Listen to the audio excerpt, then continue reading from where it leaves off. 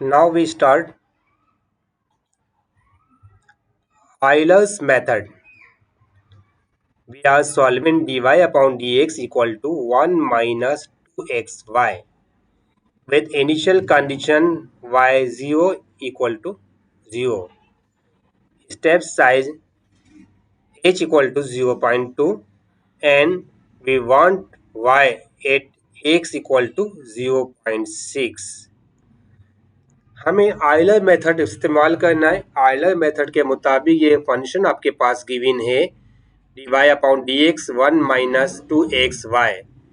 इसकी initial condition आपके पास गिवन है। इसका मतलब ये है कि x नॉट की वैल्यू आपके पास 0 है और y नॉट की वैल्यू आल्सो 0, जबकि h आपके पास गिवन है 0.2 एंड वी वांट y, हमें y फाइंड करना है एट x इक्वल टू 0.6। जब भी कोई आपके पास सवाल गिवन हो तो सवाल को पहले अच्छी तरह से समझना कि सवाल क्या कहता है। सवाल में ही आपको सारी चीज़ें क्लियर मेंशन होती है कि सबसे पहले आपको पता है कि आयलर फार्मूला आपको याद होना चाहिए जो हम फार्मूला इस्तेमाल करते हैं। इसके बाद ये फंक्शन आपके पास गिवन है। सवाल में जो आंसर निकालना है वो कितनी इटरेशन करनी है। इटरेशन आपने 0.6 तक आंसर निकालना है।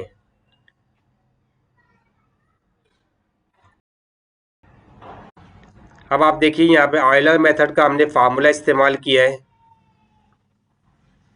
ये फार्मूला जनरल फार्मूला आपके पास है Y N plus 1 equal to Y N plus H F of X N comma Y N. इस तरह से आपको पता है ये फंक्शन आपके पास गिवन था F of X comma Y equal to 1 minus 2xy। यहाँ पे एन नहीं गिवन है, लेकिन जब ये फंक्शन में एन गिवन है तो इसका मतलब ये है इसके जगह आपने एन यूज करना है। एन से ये पता चलेगा कि कौन सी इटरेशन आपकी कंटिन्यूज है। लाजमी बात है जब आप कोई सवाल सॉल्व करेंगे तो एन की वैल्यू फॉर एग्जांपल मैंने 0 लिखी तो ये y1 मिलेगा। मैंने यहाँ पे एन की वैल्यू 0 लिखी तो ये y नॉट हो गया, ठीक है ना। अगर मैंने यहाँ पे एन की वैल्यू 0 लिख दी तो ये x नॉट, और यहाँ पे 0 लिख दी तो y नॉट। सवाल जैसे स्टार्ट हुआ था मैंने आपको बताया था कि उस सवाल में x नॉट और y नॉट की वैल्यू क्या है, जिसे आप यहाँ देख सकते हो। इस सवाल में आपके पास गिवन है, आपको पता है जब y की ब्रैकेट के अंदर जो वैल्यूज होती है वो किसकी वैल्यू होती है, x की वैल्यू होती है। x नॉट इक्वल टू 0 यानी ये वाली x की वैल्यू 0 है, ये y की वैल्यू क्या है 0। जब हम आयलर मेथड अप्लाई करेंगे तो उसके अंदर सबसे पहले n की वैल्यू 0 लिखेंगे तो एक जनरल फार्मूला बनेगा। उस फार्मूले के मुताबिक जो इनिशियल वैल्यू आपके पास गिवन है उस वैल्यू को पुटअप करनी है उस फंक्शन के मुताबिक।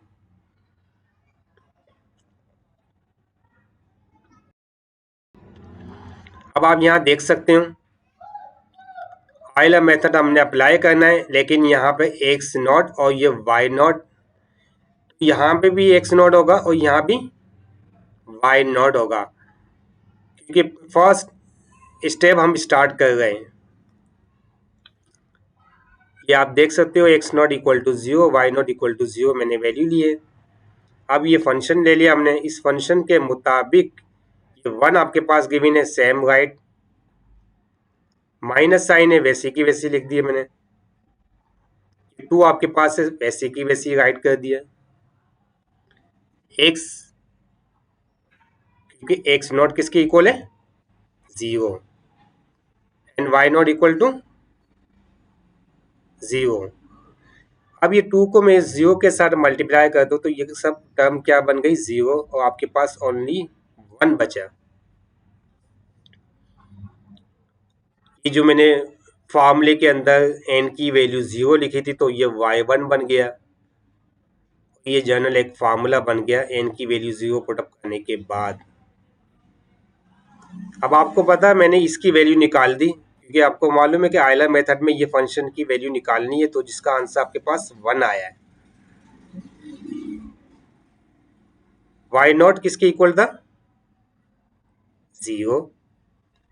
एच किसके इक्वल है? 0.2 सवाल में गिवन है। तो ये फंक्शन की वैल्यू आपके पास क्या है? 1। अब 0.2 को 1 के साथ मैंने मल्टीप्लाई किया तो 0.2 ही आएगा। 0 में इसमें प्लस ऐड कर देते तभी आपके पास 0.2 ही बनेगा। अब आप यहाँ देखिए, x1 को हमें अपडेट करना है क्योंकि ये अभी हमने y1 तो निकाल दिया। अब हमें क्या निकालना है? x1 की वैल्यू को पुटअप करनी है। x1 के ये फार्मूला आपको पहले भी याद करवाया था कि x1 equal to X not plus H, general formula है। एक्स नॉट की वैल्यू क्या है? 0। एज की वैल्यू क्या है? 0.2। अगर इन दोनों को 0 प्लस का 0.2 प्लस किए गए ना, 0.2 ही आंसर मिलेगा।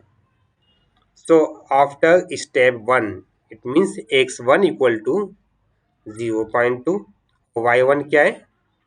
ये भी 0.2। अब आपने करना है क्या है, जिस तरह से आपने पहले एक्स नॉट लिया था ये वाई नॉट लिया था, अब इसकी जगह हमने x1 और y1 की वैल्यू पुटअप करनी है। ये सारे के सारे स्टेप अगेन रिपीट हो गए। आयलर मेथड के अंदर फंक्शन जैसा है वैसे की वैसे लिखेगी। जहां आपके पास एक्स नॉट की वैल्यू 0 थी, अब x1 की वैल्यू हमने 0.2 पुटअप कर देगी। सेम इसी तरह से यहाँ पे y नॉट की वैल्यू 0 थी, अब यहाँ पे y1 की जगह 0.2 पुट कर देंगे। तो आपने ये स्टेप कंटिन्यूस करना है।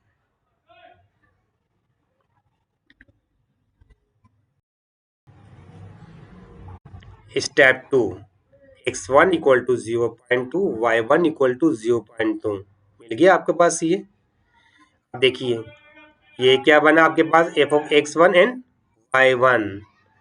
जो इनिशियल वैल्यू होगी, अगर यहाँ पे x1 है तो यहाँ पे x1 आएगा, अगर यहाँ पे y1 है तो y1 आएगा। अगर यहाँ पे x नॉट होता तो x नॉट लिखते हैं, अगर यहाँ y नॉट होता तो y नॉट।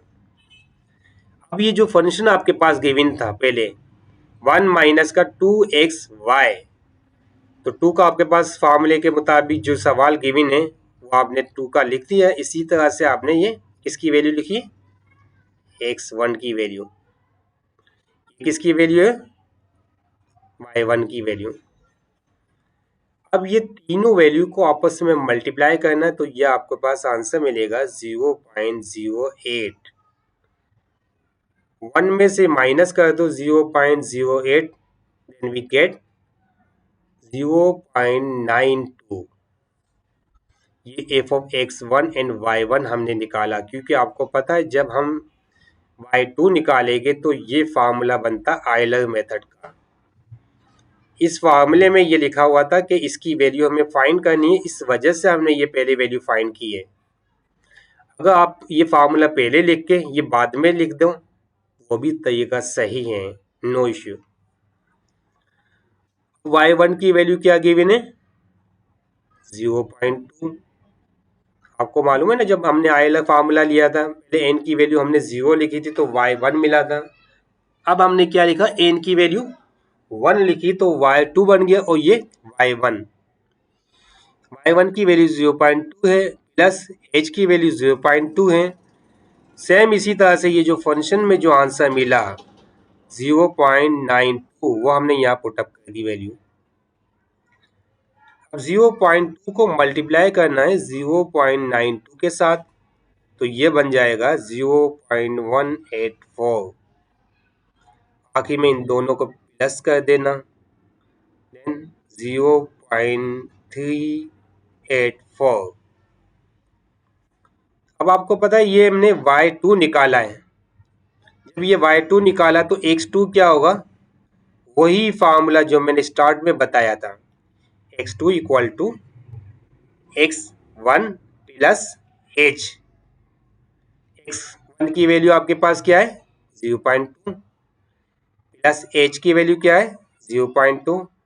इन दोनों को प्लस कर दो तो क्या बनेगा? 0.4। Now x2 equal to 0.4 and y2 equal to 0.384। अब आपको ये मालूम होना चाहिए कि हम इस इक्वेशन को कंटिन्यूस क्यों कर रहे हैं, क्योंकि सवाल में आपके पास गिवन था कि जो x की वैल्यू 0.6 तक आपने निकालना है आंसर में, इस वजह से ये इक्वेशन आपकी कंटिन्यूस जा रही है। अगर सवाल में लिखा होता कि 0.4 में निकालना तो आपने यहीं पे आंसर को स्टॉप कर देना होता है। अब आपको पता है एक इक्वेशन आपकी और निकलेगी सेम इसी तरह से जैसे हमने पहले वाला स्टेप किया था। यहाँ पे x2 आ जाएगा और ये y2 आ जाएगा। अब आप देखिए यहाँ पे x2 की वैल्यू 0.4 है और y2 की वैल्यू 0.384। आपको ये क्या मिलेगा y3 का formula y2 plus h f of x2 and y2। ये आपने जनरल आयलर फार्मूले के अंदर n की वैल्यू 2 पुट की है तब आपके पास y3 मिला। अब आपको मालूम है कि हमें ये फंक्शन फाइंड करना है, जैसे हमने पहले निकाला था वैसे की वैसी हमें f of x2 y2 value put up करनी है। 1 माइनस का 2 x एंड y, x की वैल्यू 0.4 एंड y की वैल्यू ये आपके पास की विन है। इन तीनों वैल्यू को आपस में मल्टीप्लाई कर देना तो ये बनेगा 0.3072। फिर 1 में से ये माइनस किया तो 0.6928। कोशिश करना कि जब भी आप कैलकुलेशन करो तो अपने मुताबिक करना। यहाँ कैलकुलेशन में मिस्टेक हो सकती है। यहाँ मेन पर्पस होता है कि आपका फार्मूले का मेथड आना चाहिए। अगर किसी पॉइंट के अंदर आप समझते हो कि यहाँ आपके कैलकुलेटर में मिस्टेक्स आ गई है तो 2-3 दफ़ा चेक करना आपका कैलकुलेशन में जो आंसर आए तो वो सही तस्वुर होगा, क्योंकि यहाँ कंटेंट के अंदर मिस्टेक हो सकती है।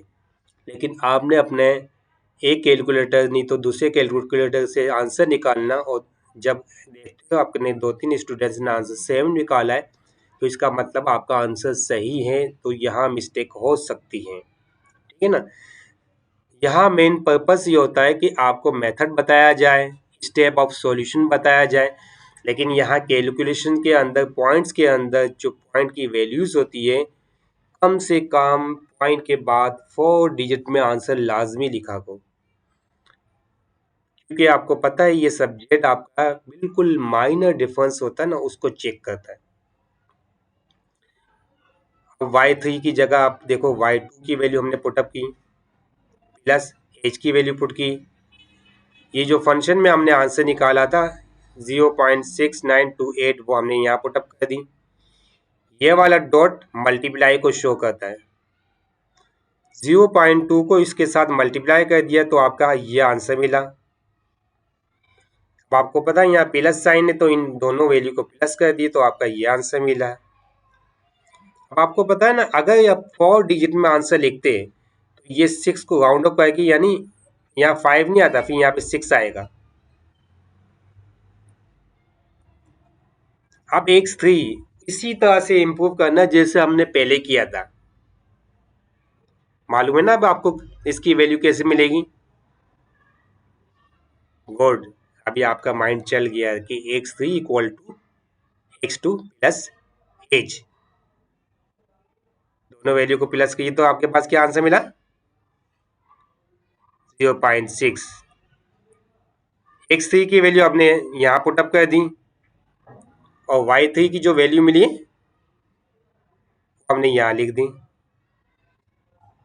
सो after step 3 x3 and y3 ये आपका आंसर मिला है।